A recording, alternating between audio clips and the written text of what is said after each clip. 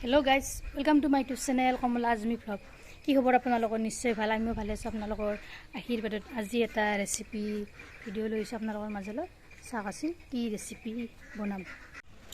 আজি আপোনালোকৰ মাজত লৈ আহিছো এটা জাতি কোমোৰা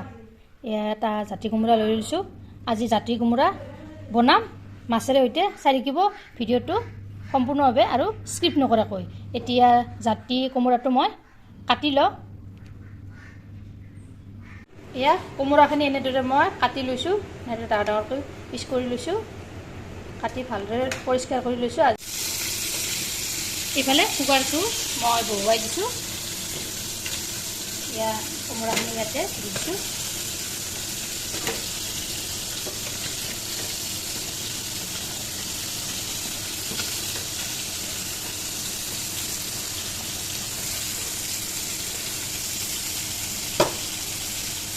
এতিয়া পানী দিছো আধা কাপ তাৰপিছত অলপ নিমখ দি দিছো আৰু দিছো অলপ হালধি দিছো এতিয়া বগা হৈ নাথাকে দুটা বা তিনিটা মই চিটি মাৰি লম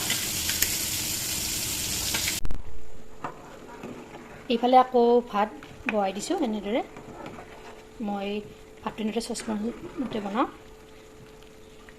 কাৰণ যেহেতু আজিকালি বিভিন্ন মানুহৰ বেমাৰ হৈছে গতিকে মই ভাতটো এনেদৰে বনাওঁ এনেদৰে ভাতটো খালে প্ৰেছাৰ ডায়েবেটিছৰ কাৰণেও ভাল আৰু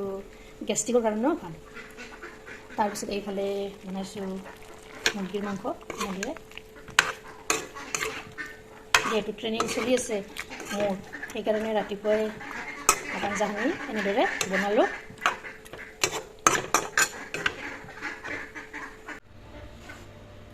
আজি জাতি কোমোৰা বনাম মাছেৰে হৈতে মাছখিনি লৈ লৈছোঁ 5 পিচ মাছ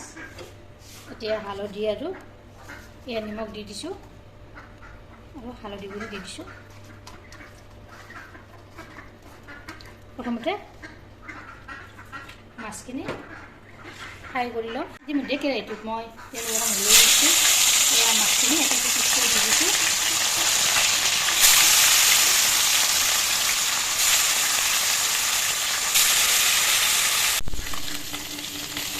মাছখিনি ফ্ৰাই হৈ গ'ল মই গেছটো নমাই ল'লোঁ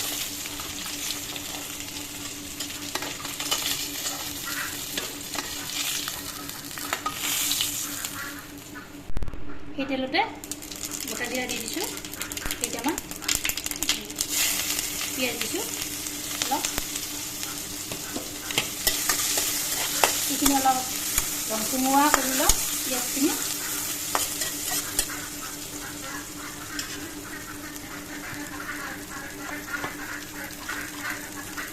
ইয়াতে নিমখ দিছোঁ সৰু চামুচেৰে 2 চামুচ হালধি গুড়ি দিছোঁ সৰু চামুচেৰে 2 চামুচ জলকীয়া গুড়ি দিছোঁ 1 চামুচ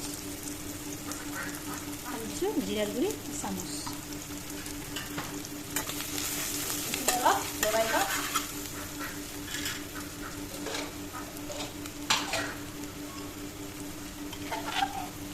এতিয়া বইল কৰি থোৱা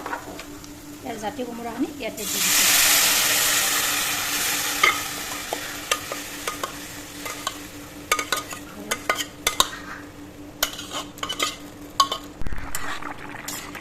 এয়া উতলিবলৈ ধৰিছে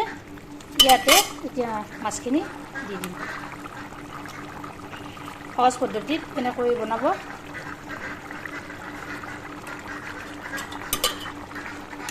এনেদৰে তল ওপৰ কৰি লৰাই দিলোঁ প্ৰায় 10 মিনিট সময় উতলিবলৈ দিম এয়া হৈ গ'ল মই নমাই থৈ দিলোঁ